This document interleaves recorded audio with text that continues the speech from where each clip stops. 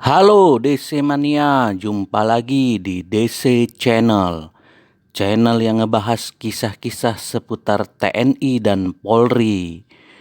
Di video kali ini, kami mau ngebahas kisah tradisi klinik di tubuh TNI.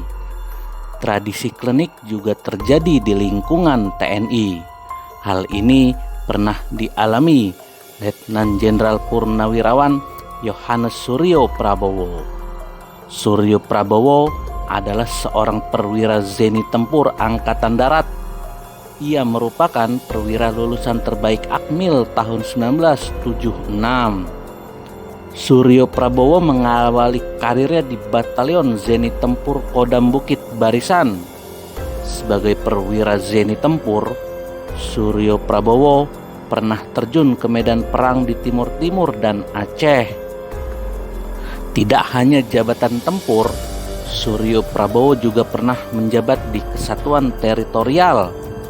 Ia pernah bertugas di Korem Wiradharma Timur Timur, lalu menjadi Kasdam Siliwangi dan pernah menjabat Pangdam Bukit Barisan. Selama bertugas di Kesatuan Teritorial ini, Suryo Prabowo sering menemui tradisi klinik di kesatuannya. Salah satunya ketika ia menjadi Pangdam Bukit Barisan. Di Kodam Bukit Barisan ada sebuah tradisi turun-menurun saat serah terima jabatan Danyon. Tradisi itu berupa ziarah ke makam Sisinga Mangaraja di Bakara bagi Danyon yang baru. Suryo Prabowo baru mengetahuinya saat menjadi Pangdam Bukit Barisan. Usai sertijab Danyon, Suryo Prabowo menanyakan tradisi itu ke Danyon yang lama. "Mengapa harus begitu?" tanya Suryo Prabowo. Danyon lama itu sendiri tidak tahu mengapa ada tradisi ziarah ke makam Sisinga Mangaraja. "Siap Panglima, pastinya saya tidak mengetahui. Tetapi cerita dari mulut ke mulut disampaikan bahwa bila tidak ziarah ke makam Sisinga Mangaraja, bakalan gak akan bisa lama menjabat atau bakalan mengalami kecelakaan," jawab Danyon yang lama. Mendengar jawaban itu, Suryo Prabowo merasa heran. "Kamu percaya hal-hal seperti itu?" tanya dia. "Siap, tidak Panglima," jawab Danyon lama dan yang baru serentak. "Lalu mengapa kalian lakukan?" cecar Suryo Prabowo. "Siap, karena sudah tradisi Panglima," jawab kedua Danyon itu. Suryo Prabowo tampak geram mendapat jawaban dari dua anak buahnya itu. "Tradisi? Apa yang kalian maksud dengan tradisi?" kata Suryo Prabowo mulai menekan. Dua Danyon itu menjawab definisi tradisi sesuai dengan kamus. Kata mereka, tradisi adalah kebiasaan turun-menurun atau anggapan bahwa cara-cara yang telah ada merupakan yang paling baik dan benar. Dua Danyon ini berharap panglimanya puas mendapat jawaban akademis. Nyatanya Suryo Prabowo makin meninggi. Kebiasaan turun-menurun. Memangnya batalionmu ini turunannya Sisinga Mangaraja? Kalau kau bilang cara yang paling baik dan benar, apakah ziarah didorong rasa takut karena celaka atau takut gak bisa lama menjabat merupakan hal baik dan benar, cecar Suryo Prabowo. Dua Danyon itu tak bisa lagi berkelit. "Siap salah," kata mereka kompak. "Kalau tahu salah, mengapa kalian lakukan?" tanya Suryo Prabowo lagi. "Siap," kata kedua Danyon yang baru sertijab itu sambil menoleh satu sama lain. Suryo Prabowo memberi penekanan kepada dua juniornya itu. "Jangan benarkan yang biasa, tetapi biasakan yang benar," pesannya. Tradisi klinik ini juga pernah dijumpai Suryo Prabowo saat menjadi Danyon Zipur 10-2 Kostrat di Pasuruan, Jawa Timur. Suryo Prabowo melihat ada penghormatan berlebihan terhadap bendera tunggul batalion. Setiap malam Selasa Kliwon, bendera itu diberi kembang setaman dan kemenyan. Penasaran, Suryo Prabowo bertanya ke juru kunci yang merawat bendera itu. Juru kunci mengatakan bahwa itu sudah tradisi dari dulu. Cerita yang didapat, pembuat Tunggul Batalion itu harus puasa 40 hari 40 malam.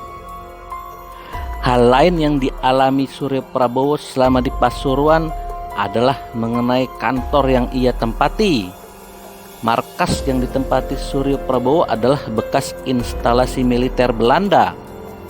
Di bawah ruang kerja Suryo Prabowo terdapat ruangan yang sudah puluhan tahun tidak dibuka. Ruangan itu dipercaya angker dan banyak penunggunya. Ruangan itu juga disebut sebagai terowongan yang tembus ke laut. Saya jadi tentara supaya ditakuti orang. Kok sekarang malah ditakut-takuti makhluk gaib yang tidak diketahui kehebatannya seperti apa? Seloroh Suryo Prabowo. Ia lalu membuat sayembara. Bagi siapa saja prajuritnya yang berani membuka pintu dan masuk ke ruangan itu akan diberi hadiah. Namun prajuritnya tak ada yang berani ikut sayembara itu. Suryo Prabowo lalu mengumpulkan semua prajuritnya. Di batalion ini, siapa yang seharusnya kamu takuti dan hormati? Tanya Suryo Prabowo. Siap, komandan, teriak prajuritnya kompak.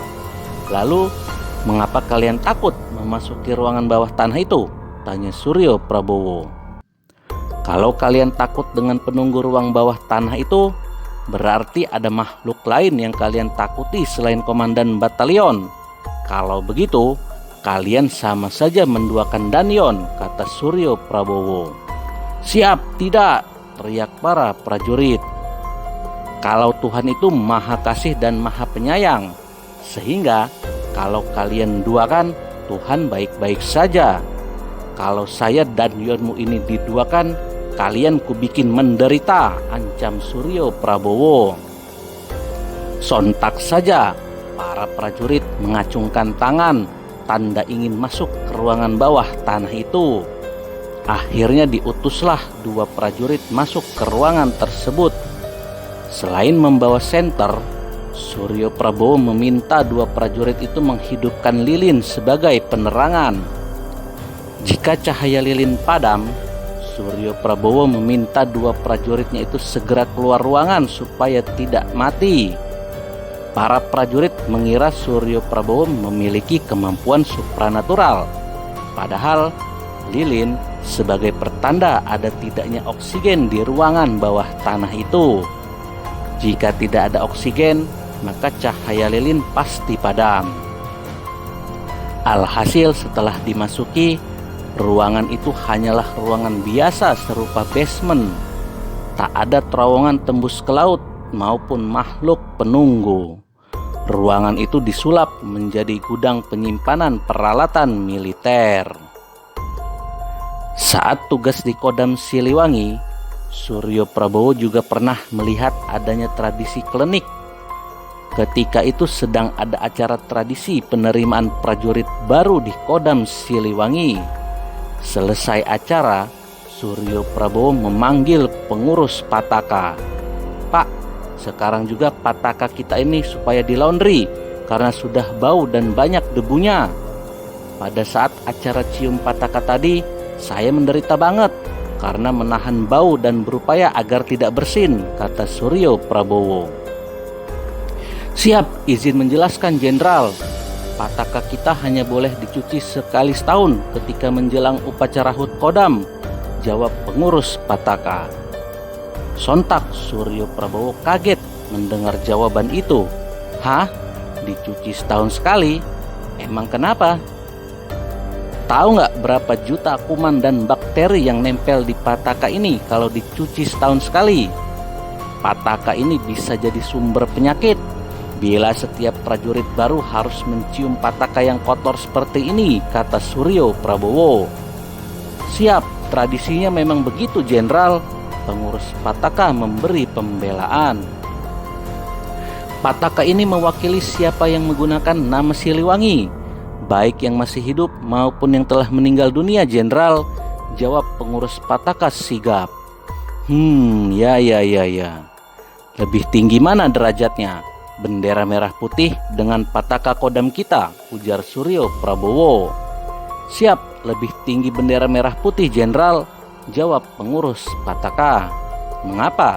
Tanya Suryo Prabowo lagi. Karena bendera merah putih itu simbol yang mewakili seluruh rakyat Indonesia, termasuk pahlawannya, kata pengurus Pataka. Lalu, mengapa bendera merah putih boleh dicuci kapan saja? Kok Pataka kita hanya boleh dicuci setahun sekali? Debat Suryo Prabowo. Pengurus Pataka tak bisa memberikan jawaban. Ia hanya menggaruk-garuk kepala. Pataka kita ini memang tidak boleh dicuci setiap hari karena bahan, bentuk, dan ada gambar yang disulam, sehingga membuat tampilan keseluruhannya lebih rumit daripada bendera merah putih, dan harganya pun jauh lebih mahal. Oleh karena itu, kalau Pataka kita dicuci setiap hari akan cepat rusak, jelas Suryo Prabowo. Jadi, mencuci Pataka itu nggak ada hubungannya dengan tradisi, Bung, tegasnya lagi. Suryo Prabowo memerintahkan pengurus Pataka menghadap komandannya. Sampaikan perintah saya, dibuatkan duplikat Pataka ini. Lalu setelah duplikatnya jadi, Pataka ini secepatnya kau cuci. Jangan lagi nunggu HUT Kodam, ntar keburu kuman penyakitnya beranak pinak, sergah Suryo Prabowo.